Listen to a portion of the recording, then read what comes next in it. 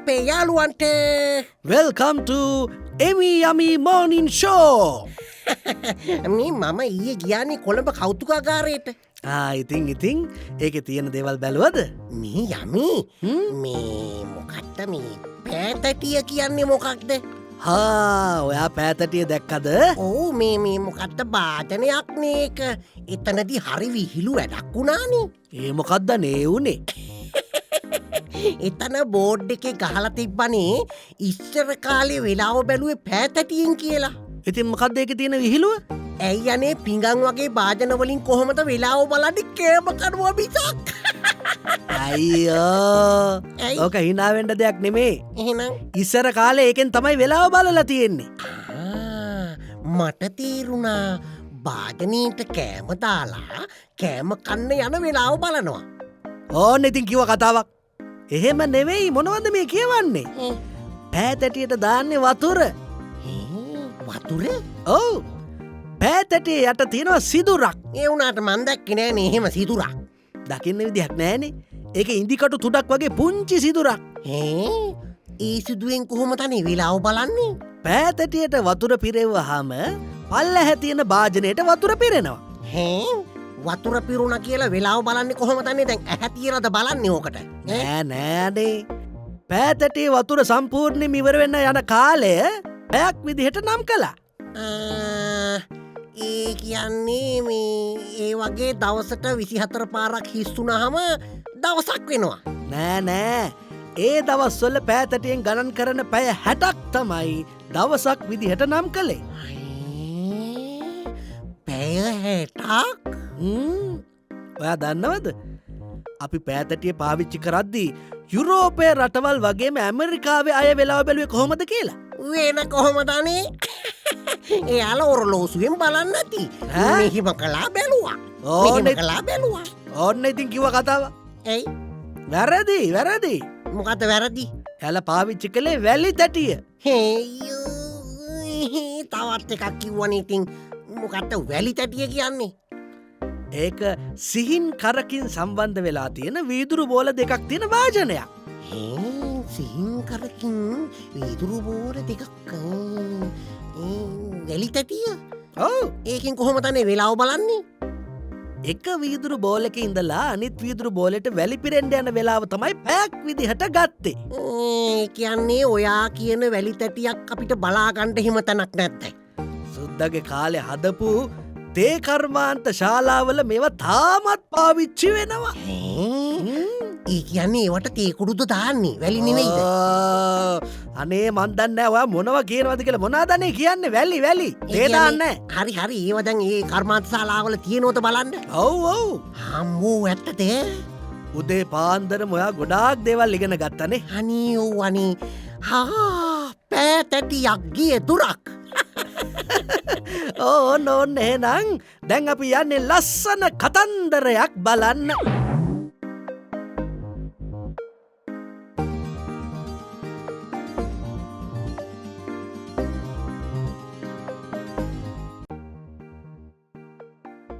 සියාතු ගමරාලගේ කුඹුරේ ලොකු ගලක් තිබුණා.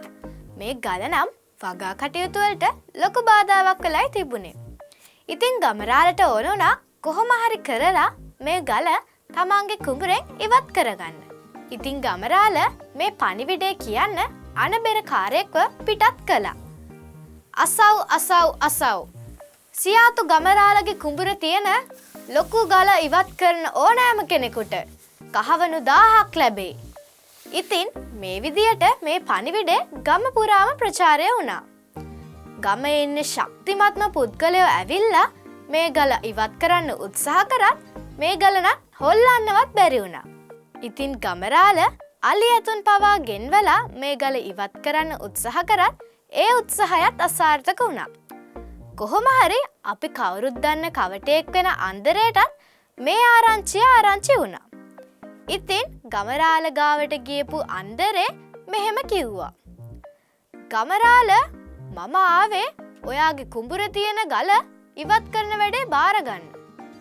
ගමරාලට පුළුවන් නේද මට ඒ වැඩේ බාර දෙන්න? ඔහෙට එක කරන්න පුළුවන්ද? මට මොනවද ගමරාල කරන්න බැරි? මම ඕන දෙයක් කරලා දෙන්නම්. හැබැයි එක කොන්දේසියක් උඩ. ඉතින් අන්දරේ මොනවද ඔය කොන්දේසි? මට මාස 3ක් යනකම් හීනටි හාලේ බත් එක්ක කලුකුම් මස් වේල් 3ටම කන්න දෙන්න ඕනේ.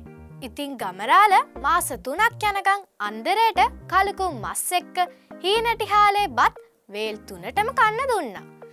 ඔන්න ඔහොම කාලය ගෙවිලා යනකොට ගල ඉවත් කරන දවසත් උදා වුණා. ඉතින් අන්දරේගේ මේ හපංකම් බලන්න ගමේ හැමෝම ඇවිත් හිටියා. ඉතින් ගමරාලත් අන්දරෙත් එක්කම උදේ පාන්දරම කුඹරට ඇවිත් හිටියා. ගමරාලට අන්දරේ මෙහෙම කිව්වා. ගමරාල මේ ගල කොහෙටද ගෙනිහින් දාන්න ඕනේ? ආන්න අර පේන කැලේට ගෙනිහින් දැම්ම නම් ඇති අන්දරේ. ඊට පස්සේ අන්දරේ මේ කියපු කතාවට ගමේ හිටපු හැමෝටම පුදුම හිතුණා. වටපිටාව ඉන්න සේරමල එකතු වෙලා ඔය ගල උස්සලා මගේ කරන් තිබ්බනම් හොඳයි. එතකොට මට පුළුවන් අන්න අර පේන කැලේට ගෙනහිල්ලා මේ ගල දාන්න. අන්දරේ ඔහේ මාත් එක්ක විහිළු කරනවද? මම තමුන්ට කිව්වේ ගල උස්සලා ගෙනහින් තියන්න කියලානේ. ඉතින් ගමරාල මම කිව්වේ නෑනේ ගල උස්සනවයි කියලා. මම කිව්වේ ගල ගෙනහින් දාන්නම් කියලා. අනේ අපොයි මට බැරි වුණානේ මේ අන්දරේගේ කපටි වචන ටික තේරුම් ගන්න. යාළුවනේ අන්දරේ කවටයි කියන්නේ නිකන් නෙමෙයිනේ. ඔන්න ඔය විදිහට අද දවසේ ගෙනාපු කතාව අවසන් වෙනවා. Good morning. මම විදුරයි. Good morning. මම සිහාසා. ඔන්න ඉතින් අදත් අපි දෙන්න ආවා එමි යමි morning show එකත් එක්ක. අද උදේ පාන්දරම යමි ඔරලෝසු ඉතිහාසය ගැන කියලා දුන්නා නේද? ඔව් මමත් ඒ දේවල් දැනගත්තේ අද. අදත් වැඩසටහනේ මේ වගේ වැදගත් දේවල් තියෙනවා නේද? නැතුව ඒකනේ අපේ යාළුවා උදේ පාන්දරම නැගිටලා අපි දෙන්නව බලන්නේ. බලන්න බැරි වුණාට YouTube එකනුත් බලන්න පුළුවන් නේද? ඔව් අපේ YouTube නාලිකාව තමයි රූපවාහිනී ඇනිමේෂන් ස්ටුඩියෝ. ඔන්න අමතක කරන්න එපා. මේ විස්තර ඔයගොල්ලන්ගේ යාළුවොත් එක්ක බෙදා හදා ගන්න ඕනේ. සිහාසා, ඇයි විදුන කියන්න. අද මොනවද ටෙක් විත් ඇඩාව ගිස්ට් එකේ තියෙන්නේ? ඉංගියක් දුන්නොත් කියන්න පුළුවන්ද? කියමුකෝ බලන්න. මේකෙන් දුර තියෙන දේවල් බලන්න පුළුවන්. දුර තියෙන දේවල් මේකෙන් ඈත අහසේ තියෙන තරු බලන්නත් පුළුවන්.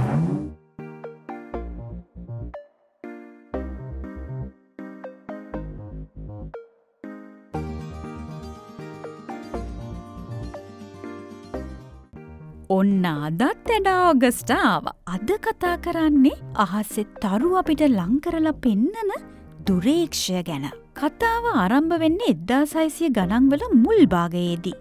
අනෙක් අය කාච සමග සෙල්ලම් කරද්දී දුරේක්ෂයක් රාත්‍රී අහසට හරවලා අසාමාන්‍ය දෙයක් බලන්න උත්සාහ කළේ ගැලීලියෝ ගැලීලි විතරයි. එයා දැක්කේ සඳ මත කඳු විතරක් නෙවෙයි බ්‍රහස්පති ග්‍රහය වටා කක්ෂගත වන චන්ද්‍රයන්.